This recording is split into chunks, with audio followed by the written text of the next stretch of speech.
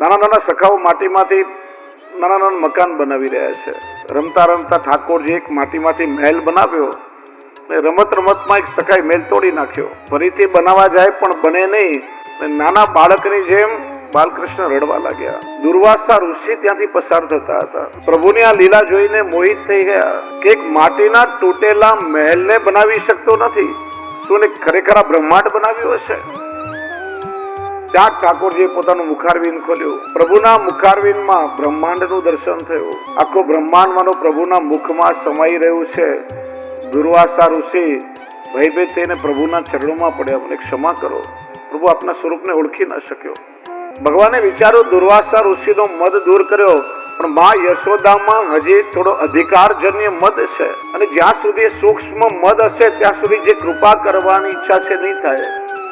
એ વિચારી ઠાકોરજી લીલા કરી કે પોતાના ચરણ પાસે થોડી રજ લઈ એક પેંડો બનાવીને મોઢામાં મૂકી દીધો. અને દાઉ ભૈયાએ જોયું, ઠપકો આપ્યો, અરે કાનુડા તું માટી ખાય છે, હવે ઘરમાં શું દૂધ દહીં ઓછું પડવા લાગ્યું છે? ગોરસ નથી મળતો તો માટી ખાવાની શરૂ કરી. કે ના દાઉ ભૈયા, મેં ક્યાં માટી ખાધી? અરે અમારા બધાના દેખતા ખાધી. સખાઓને પૂછ્યું, બોલ કાનુડાએ માટી ખાધી કે નહીં? બધા કે અમે જોયું ખાધી કાનુડાએ માટી. બધાના દેખતા માટી ખાધીને જૂઠું બોલે છે. ઉભો રે, મૈયાને આવવા દે, હમણાં ફરિયાદ કરું. ત્યાં સામેથી યશોદા મૈયા આવ્યા. દાઉ ભૈયાએ ફરિયાદ કરી, માં તારા લાડ પ્યારે આ નટખટને એટલો બગાડ્યો છે ને કે બધાના દેખતા માટી ખાધી, હવે માટી ખાવાની શરૂ કરીને પાછો પૂછીએ તો ના પાડે છે, નથી ખાધી. મૈયા કે છે, મોહન સુરદાસજીએ જો એક લીલાઓનું ભગવદીઓએ વર્ણન કર્યું છે.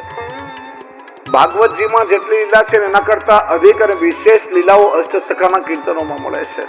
આ બંનેમાં ફરક શું છે? આ ભાગવતની વાણી એ સમાધિની વાણી છે. સમાધિમાં જે દર્શન થયું એનું વર્ણન કર્યું, અને અષ્ટસખાની વાણી એ અનુભવની વાણી છે. સુખદેવજી કેવલ લીલાના વક્તા છે, ત્યારે અષ્ટસખાઓ લીલાના દ્રષ્ટાને સાક્ષી છે. સુખદેવજી વ્યાસજી પાસે મેળવ્યો એ લીલા ગાઈ, અને અષ્ટસખાઓએ શ્રી મહાપ્રભુજી અને શ્રી ગુસાઈજી પાસે કૃપા મેળવી અને જે લીલાનો અનુભવ થયો એ ગાયો. સુખદેવજી મુમુક્ષુ પરીક્ષિતને સંભળાવે છે. પરીક્ષિતને મોક્ષ અપાવો છે, એટલે એનું શ્રવણ પણ મુક્તિ છે. ત્યારે અષ્ટસખાઓ તો સ્વયં ઠાકોરજીને એમની લીલા સંભળાવી રહ્યા છે, એટલા માટે એનું શ્રવણ ફળ એ ભજનાનંદની પ્રાપ્તિ છે. બીજું, સુખદેવજી પાસે 7 દિવસની સમય મર્યાદા છે. 7 દિવસમાં જ પરીક્ષિતનો ઉદ્ધાર કરવાનું છે, જ્યારે અષ્ટસખાઓ પાસે એવી કોઈ સમય મર્યાદા નથી.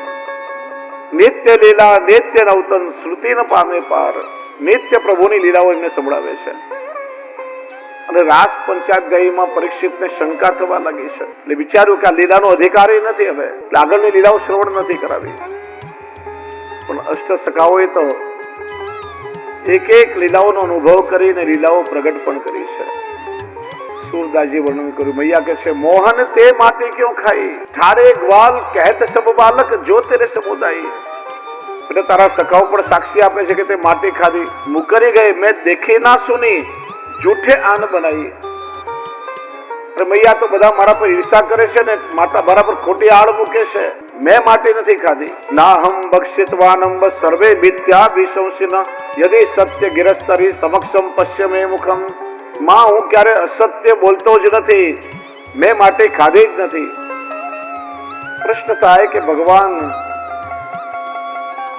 ધર્મના સ્થાપક છે, સત્યના રક્ષક છે, તો માટી ખાઈને અસત્ય કેમ બોલે છે? શ્રી મહાપ્રભુજી આજ્ઞા કરે, ઠાકોરજી ક્યારે અસત્ય બોલે જ નહીં, ઉલટું ઠાકોરજી બોલે સત્ય થઈ જાય. પ્રભુ તો પોતે જ સત્ય સ્વરૂપ છે. મારા પ્રભુ કહે છે કે મેં માટી ખાધી નથી, તો પ્રભુએ નથી રોગી, માટી ખાધી નથી પણ ખવડાવી છે. જો આ લીલાઓને સમજવું પડે. મેં આગળ પણ કહ્યું કે વ્યાસજીએ સમાધિમાં લીલાના દર્શન કર્યા, ભાગવતની રચના થઈ, એ ભાગવત સુખદેવજીને ભણાવ્યું, અને લીલાઓનું ગાન સુખદેવજી કર્યું કે પરીક્ષિત પ્રભુએ આવી લીલાઓ કરી. પણ એ લીલાઓ ઠાકોરજીએ શા માટે કરી? એ લીલાઓ કરવા પાછળનો હેતુ શું છે? પ્રભુની કોઈ પણ લીલા અકારણ નથી. 3 વસ્તુઓ છે: ક્રિયા, કર્મ અને લીલા. આમ તે માટા માર્યા, અહીંયા ત્યાં જોયું, હાથ પગ હલાવ્યા, આ બધી ક્રિયાઓ થઈ, એનું કોઈ ફળ ના હોય. કર્મ જે પાપ અને પુણ્યના બંધનમાં આપણને બાંધે. માણસ કરે ક્રિયાને કર્મ છે. ત્યારે પ્રભુના કર્તૃત્વને લીલા કહેવામાં આવે છે. લોકવત્તુ લીલા કૈવલ્યમ. આનંદસ્ય હરે લીલા. ઠાકોરજી પોતાના આનંદ માટે અને ભક્તોને આનંદનું દાન દેવા માટે, ભક્તની રક્ષણ માટે કરે છે. અને પ્રભુ પોતાની કોઈ લીલાથી બંધાતા નથી. અને શ્રી મહાપ્રભુજીએ એ પ્રભુની ગૂઢ લીલાઓ આ જગતને સમજાવી. શ્રી ભાગવત ગૂઢાર્થ પ્રકાશન પરાયણ. એટલે તો ભગવતીઓએ ગાયું, લીલા હોતી જૂની નાતર લીલા હોતી જૂની, જો શ્રી વલ્લભ પ્રભુ પ્રગટ ન હોતે વસુધા રહેતી સુની. જો શ્રી મહાપ્રભુજી જેવા સમર્થ આચાર્ય પ્રગટ ન થયા હોત તો આ કલિયુગના જીવો પ્રભુની લીલાથી અજાણ રહી જાત. આ લીલાઓનો હેતુ શું? થોડું પૂર્વનું અનુસંધાન જોવું પડે. વેદની શ્રુતિઓએ વિચાર્યું કે આપણે પ્રભુની લીલાના ગુણગાન તો ગાઈએ છીએ, પણ હજી ક્યારે પ્રભુના કે પ્રભુના ધામના દર્શન કર્યા નથી. ચારે વેદની શ્રુતિઓએ તપ કર્યું, પ્રભુ પ્રસન્ન થાય. પછી શું મનોરથ છે કે પ્રભુ મારે આપના નિત્ય લીલા ધામના દર્શન કરવા છે. ઠાકોરજી આજ્ઞા આપી, અલૌકિક સ્વરૂપ ધારણ કરી ચારે વેદની શ્રુતિઓ ગૌલોક ધામ તરફ રવાના થઈ. પણ માર્ગ બહુ કઠિન. 3 વેદના શ્રુતિઓ થાકી ગયા કે ભાઈ આગળ જવાનું અમારું સામર્થ્ય નથી. પણ સામવેદના 16,000 શ્રુતિઓ તામસ ભાવવાળા છે, હઠીલા સ્વભાવના છે. ગમે તે થાય પણ અમારે તો પ્રભુના દર્શન કરવા જ છે. ત્રણેય વેદીની શ્રુતિઓ કહ્યું કે અમે પણ તપ સાથે કર્યું છે, અમારા પણ ઠાકોરજીને દંડવત પહોંચાડજો. આ 16,000 શ્રુતિઓ વેદની ગૌલોક ધામના નિત્ય લીલા ધામના દ્વાર પર આવી. દ્વારપાલ બ્રજ ભક્તો રોક્યા, ક્યાં જવું છે? કે પ્રભુની આજ્ઞા થઈ છે. પ્રભુને વિનંતી કરી. યુગલ સ્વરૂપ લીલા વિહાર કરતા કરતા પધારી રહ્યા છે. જ્યાં યુગલ સ્વરૂપના લીલા વિહારના દર્શન કર્યા બધું વિસરાઈ ગયું. આ લીલામાં એવી આસક્તિ થઈ ગઈ. ઠાકોરજી પૂછ્યું, કો શું ઈચ્છા છે? પ્રભુ, આપની આ લીલાઓનું સુખ અમારે પણ જોઈએ છે, આ લીલાઓનો અમારે પણ અનુભવ કરવો છે. ત્યારે ઠાકોરજીએ વરદાન આપ્યું, કલ્પે સારસ્વતે ત્વામ વૈ વ્રજે ગોપ્ય ભવિષ્યતિ.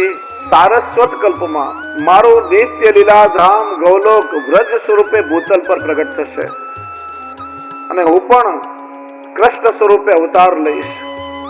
ત્યારે તમે ગોપીઓ રૂપે વ્રજમાં પ્રગટ થશો, ત્યારે તમારા બધા મનોરથ પૂરા થશે. સારસ્વત કલ્પનું વરદાન મળ્યું. આ સમય કઈ ઓછો નથી. આપણે લોકો ઘણી વાર કહીએ ને, હું આટલી માળા કરું છું, આટલી સેવા કરું છું, મારા પર કૃપા થતી જ નથી. થોડા દિવસમાં આપણી ધીરજ ખૂટી જાય છે. આ વેદની શ્રુતિઓનું તપ તમે જુઓ, કેટલા કલ્પ તપ કર્યું છે. કાળની ગણનામાં બ્રહ્માજીના દિવસને દૈનંતિક કલ્પ કહેવાય, મહિનાને માસ કલ્પ કહેવાય અને વર્ષને સંવત્સર કલ્પ કહેવાય.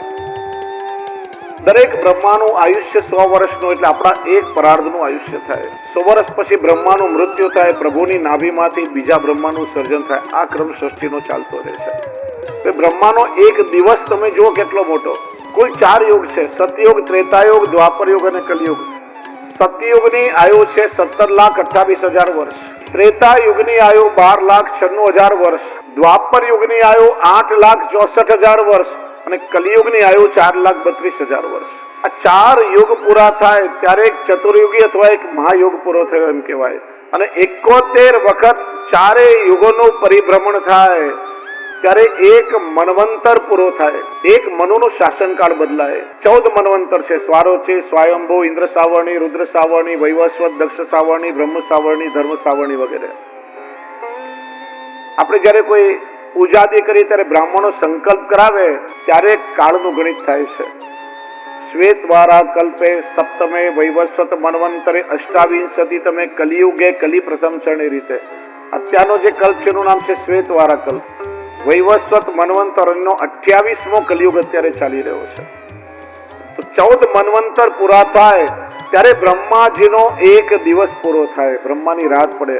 બ્રહ્માનો દિવસ એટલે આપણા 4 અબજ 30 કરોડ વર્ષ જેટલો સમય થાય. બ્રહ્મા નિદ્રાધીન થાય, સૃષ્ટિનો પ્રલય થઈ જાય. એટલી બ્રહ્માની રાત્રિ. બ્રહ્મા જ્યારે જાગે ત્યારે નવી સૃષ્ટિ, નવી સભ્યતાનું સર્જન થાય.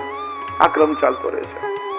હવે સારસ્વત કલ્પનું વરદાન મળ્યું છે. કઈ ઓછા દિવસો નથી, યુગ નહીં, કલ્પો છે. ત્યારે શ્રુતિએ વિચાર્યું કે અમે જો વેદની શ્રુતિના રૂપમાં રહેશો તો કેવલ લૌકિક કર્મકાંડમાં મારો ઉપયોગ થતો રહેશે.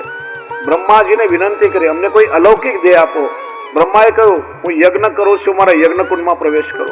16,000 શ્રુતિઓએ યજ્ઞકુંડમાં પ્રવેશ કર્યો અને યજ્ઞ પૂરો થયો ત્યારે 16,000 અગ્નિ કુમારો એમાંથી બહાર પ્રગટ થયા છે.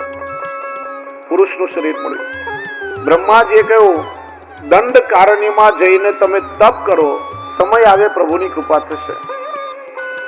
નાસિક તપોવન પાસે આ દંડકારણ્ય આવેલું છે, ત્યાં અગ્નિકુમારો તપ કરી રહ્યા હતા. એક પછી એક કલ્પ પૂરા થયા. સારસ્વત કલ્પના ત્રેતાયુગમાં મર્યાદા પુરુષોત્તમ ભગવાન રામચંદ્રજી પ્રગટ થયા. સ્વેચ્છાએ વનવાસ સ્વીકાર્યો. રામચંદ્રજીનો નિયમ કે દરરોજ સીતાજી અને લક્ષ્મણજી સાથે વનમાં વિહાર કરવા પધારે. જુદી જુદી દિશામાં ઋષિ મુનિઓ તપ કરવા બેઠા હોય, એમને તપનું કારણ પૂછે, એમનો સત્સંગ કરે, તપનું ફળ આપે. પણ અગ્નિકુમારો છે ત્યાં પ્રભુ ક્યારેય ન પધારે. એકવાર સીતાજીએ હઠાગ્રહ કર્યો કે પ્રભુ અમુક દિશામાં પણ કેટલાય ઋષિઓ છે, આપ ક્યારે ત્યાં કેમ નથી પધારતા? બસ આજે તો મારે ત્યાં જ જવું છે. શ્રી રામચંદ્રજી ને સીતાજી, જાનકીજી અગ્નિકુમારો હતા ત્યાં પધાર્યા. રામચંદ્રજીનો વર્ણ પણ મેઘશ્યામ, સીતા મૈયા સાથે યુગલ સ્વરૂપે પધાર્યા. આ યુગલ સ્વરૂપનું દર્શન કરી સીધું નિત્ય લીલા ધામનું અનુસંધાન થયું કે લાગે છે કે આ યુગલ સરકાર અમારા પર કૃપા કરવા પધાર્યા છે. પ્રભુના સ્વરૂપ પણ એવી આસક્તિ થઈ ગઈ. પ્રભુનું લાવણ્ય એવું હતું. શ્રી રામચંદ્રજી કઈ ના બોલ્યા, ચૂપચાપ ઉભા રહ્યા. સીતાજી કે પ્રભુ દરરોજ આપ ઋષિ મુનિઓ સાથે સત્સંગ કરો, એમને તપનું કારણ પૂછો, પણ આમની સાથે કેમ કઈ ચર્ચા ન કરી? તમે જ પૂછી જુઓ ને. પ્રભુ તો જાણતા હતા. સીતાજીએ કહ્યું, પ્રભુ પ્રસન્ન છે, કો શું જોઈએ છે? કે આપને જે સુખ મળે છે ને એ અમારે જોઈએ છે. ચમક્યા, આ શું માંગો છો? ત્યારે શ્રી રામચંદ્રજી કહ્યું કે અત્યારે ત્રેતાયુગ છે, મેં મર્યાદા પુરુષોત્તમ સ્વરૂપે પ્રગટ થયા, અમારે એક પત્ની વ્રત છે. હવે પછી દ્વાપરમાં અમે કૃષ્ણ સ્વરૂપે અવતાર લેશું અને ત્યારે તમે ગોપી બનીને જન્મ લેશો. શરીર પુરુષનું છે, પ્રભુમાં કામ ભાવ થયો, સ્ત્રી ભાવ થયો. સ્ત્રી ભાવ અને પુમ ભાવ બંને જુદા પડી ગયા. આ જ પુમ ભાવ ભગવાન શ્રી કૃષ્ણના પ્રાગટ્યની સાથે સાથે બ્રજમાં પ્રગટ્યા છે. લીલા તમે જુઓ, ભગવાને પેલી યોગ માયાને પછાડી પથ્થર પર, તો એને શું આકાશવાણી કરી કે તારો કાળ ક્યારનો એ જન્મી ચૂક્યો છે, કોણ છે, ક્યાં છે, કંસને ખબર નથી. તો દેવકીજીના ગર્ભધારણના સમયથી અનુમાન લગાડ્યું કે મારો કાળ જન્મ્યો હશે તો આ 3-4 મહિનામાં જ વ્રજમાં ક્યાંક જન્મ્યો હશે. એટલે પૂતનાને આદેશ અપાયો કે 3-4-5 મહિનામાં જેટલા બાળકો જન્મ્યા હોય ને, જઈને બધાના પ્રાણ લઈ લે, એમાં ક્યાંક મારો કાળ હશે. એટલે ગોકુલ આવતા સુધીમાં એ 16,000 બાળકોના પ્રાણ પૂતનાએ લીધા છે અને પૂતનાની અંદર છે. ઠાકોરજી સ્તનપાન કરી માની ગતિ કેમ આપી? પ્રભુ ચાહે તો પૂતનાને દ્રષ્ટિથી જ મોક્ષ આપી શકે, પણ ઠાકોરજી જયારે પૂતનાનું સ્તનપાન કર્યું, એના પ્રાણ પીધા, ત્યારે 16,000 ગોપ બાળકોના પ્રાણ પોતાની અંદર બધાવી લીધા, સ્થાપિત કરી દીધા, એમને સાયુજ્ય મુક્તિ આપી. આ બાળકોના પ્રાણ પ્રભુની અંદર રહીને વિનંતી કરે કે પ્રભુ આપના ભીતર સાયુજ્ય મુક્તિ તો મળી, પણ આપની ભીતર અમને સ્વરૂપાનંદનું સુખ નથી મળતું. બહાર રહીને આપની જે સેવાનું સુખ મળે છે, આપના દર્શન કરી શકીએ, આપની સાથે હસી બોલી શકીએ, એ ભીતર સુખ નથી મળતું. બહાર તો પ્રભુ આપની ચરણ રજ અમને મળે, અહીંયા ભીતર આપની ચરણ રજે નથી મળતી. એમને ક્યારે મળશે? અને એમનો મનોરથ પૂરો કરવા માટે ઠાકોરજીએ પોતાની ચરણ રજનો પેડો બનાવીને પોતાના મુખમાં મૂક્યો. ભગવાને માટી ખાધી નથી પણ ખવડાવી છે.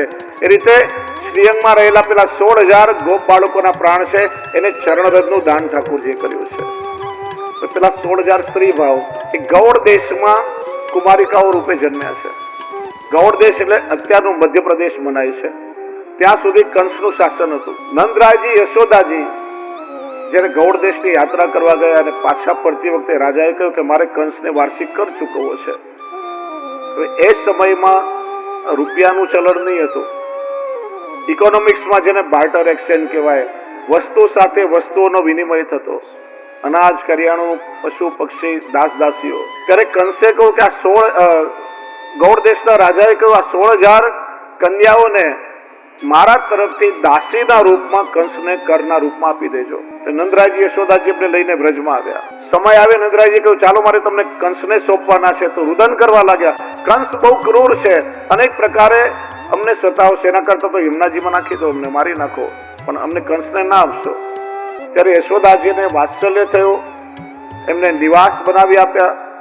આ 16,000 કુમારિકાઓ દરરોજ ખીરકમાં ગાયોની સેવા કરે અને સમય મળે યશોદાજીની પણ સેવા કરે. આ 16,000 કુમારિકાઓ જે અનન્ય પૂર્વા ઋષિ રૂપા ગોપીજનો છે. જે કુમારિકાઓ છે 5-6 વર્ષના નાના એમના લૌકિકમાં વિવાહ નથી થયા. તે રીતે ઠાકોરજીએ માટી ખાધી નથી પણ ખબર આવી છે. મૈયા કહેશે બેટા તું કહેશે માટી નથી ખાધી ને બધા કહેશે ખાધી છે, તારું મોઢું ખોલીને બતાવો, મુખ ખોલ તો હમણાં ખબર પડી જશે. જ્યાં ઠાકોરજીએ પોતાનું મુખારવિંદ ખોલ્યું, મૈયાને અનેક બ્રહ્માંડના દર્શન થયા, બ્રહ્માંડ ઘાટ પણ જોયો, પોતાને ઉભેલા જોયા અને બ્રહ્માંડ પ્રભુના મુખમાં સમાઈ રહ્યું છે. મૈયા થરથર ધ્રુજવા લાગી, શું આ મારો પુત્ર નથી? આ તો સાક્ષાત ભગવાન છે, આ બ્રહ્માંડનો સ્વામી છે. અને જો આ મારો પુત્ર ન હોય ને જો આ ભગવાન છે તો અત્યાર સુધી અજાણતા મારાથી કેટલા અપરાધ થયા છે. મારી પાસે માખણ માંગતા હું એને વળી છું, કેટલીય વાર મેં એની અવજ્ઞા કરી છે, શું મારાથી આવા અપરાધ થયા? ધ્રુજતા ધ્રુજતા મૈયા પ્રભુના ચરણમાં પડી, મને ક્ષમા કરો, મને ક્ષમા કરો. કૃષ્ણ વિચારે આ તો બધી ગડબડ થઈ ગઈ. આ મારી માં મટીને જો મારી ભક્ત બની જશે તો મને પૂજવા વાળા તો આ દુનિયામાં અનેક છે, પણ મને પ્રેમ કરવા વાળા ક્યાં? અને માએ જે પ્રેમ મને આપ્યો છે એવો પ્રેમ જગતમાં ક્યાં મળશે? મને પૂજવા વાળા કેટલાય લોકો ઓછા થઈ જાય, મને કઈ ફરક પડતો નથી, પણ મને પ્રેમ કરવા વાળું એક પણ ઓછું થાય મારાથી સહન નહીં થાય. આ મારી માં મટીને જો મારી ભક્ત બની જશે ને તો આવો પ્રેમ મને પાછો નહીં મળે. એમ વિચારી ઠાકોરજીએ વૈષ્ણવી માયાનું આવરણ મૈયામાં મૂક્યું અને જે કઈ જોયું હતું એ બધું સ્વપ્ન માની અને મૈયા ભૂલી ગઈ અને પહેલાની જેમ પુત્રવત પ્રભુને લાડ કરવા લાગી. શ્રી મહાપ્રભુજી આજ્ઞા કરે, સેવાયામ લૌકિક જ્ઞાન ભાવ નિવારણાર્થમ વિશ્વરૂપ દર્શનમ. ઠાકોરજીની સેવામાં લૌકિક ભાવ દૂર કરવા માટે પ્રભુએ આ લીલા કરી છે. જો વૈષ્ણવ આપણે ઘરમાં જેની સેવા કરીએ છીએ, ભલે બાલ ભાવથી સેવા કરો. મેં આગળ પણ કહ્યું હતું, પુષ્ટિ માર્ગમાં દાસ ભાવ એ પાયો છે. દાસ ભાવમાં તમારી દ્રઢતા આવે ત્યારે ઠાકોરજી કૃપા કરીને વાત્સલ્ય ભાવ, શક્ય ભાવ કે માધુર્ય ભાવનું દાન કરે છે. આપણી ઈચ્છાથી મળતું નથી. પ્રભુ કૃપા કરીને કોઈ ભાવનું દાન કરે એમાં આપણો નિરોધ સિદ્ધ થાય છે. પાયો છે દાસ ભાવ, અને દાસ ભાવમાં ઠાકોરજીના શ્રમ અને સુખનો વિચાર કરી શકાય. બાલ ભાવથી સેવા કરો છતાંય ધ્યાન રહેવું જોઈએ એ કોઈ લૌકિક તત્વ કે કોઈ દેવ દેવી નથી, પ્રાકૃત સાક્ષાત પરબ્રહ્મ ગૌલોકના અધિપતિ છે. શ્રી હરિરાયજી શિક્ષાપત્રમાં સમજાવે છે કે ઠાકોરજીની સેવામાં 3 વસ્તુઓ રાખવી. ભય રાજાવત, રાજાની સામે જઈએ તો આપણાથી અવિવેક થશે તો રાજા દંડ આપશે એવો ભય રાખવો જોઈએ. પ્રેમ સ્ત્રીવત, પત્નીવત કરવો. જેમ પતિ અને પત્નીનો નિર્વ્યાજ પ્રેમનો સંબંધ છે, એમાં કોઈ સ્વાર્થ ન હોય, એમ પ્રભુને નિસ્વાર્થ પ્રેમ કરો. અને સુત હિતવત વાત્સલ્ય, માં જેમ બાળકને લાડ લડાવે એમ પ્રભુને લાડ લડાવો. એટલે લૌકિક ભાવ હોય, આ તો મારું બાળક છે, હું એને વડું કે ગમે તે કરું, લૌકિક ભાવ દૂર કરવા માટે ઠાકોરજી આ વિશ્વરૂપ દર્શન કરાવ્યું છે. અમેરિકામાં એક બેન મને કે યશોદાજી તો મૈયા હતા, એમને તો ઘણી વાર કામથી બહાર જવું પડે, વારે ઘડી થોડી અપરસમાં રહેતા હશે. હું તો બસ યશોદાજી લાડાવી, મારું બાળક માનીને લાડ લડાવું. કીધું બેન તમે બ્રહ્મ સંબંધ લીધું ત્યારે શું કહ્યું હતું? હું તારી માં છું એમ કહ્યું હતું, કે દાસોહમ પ્રભુ આપનો દાસ છું એમ કહ્યું હતું.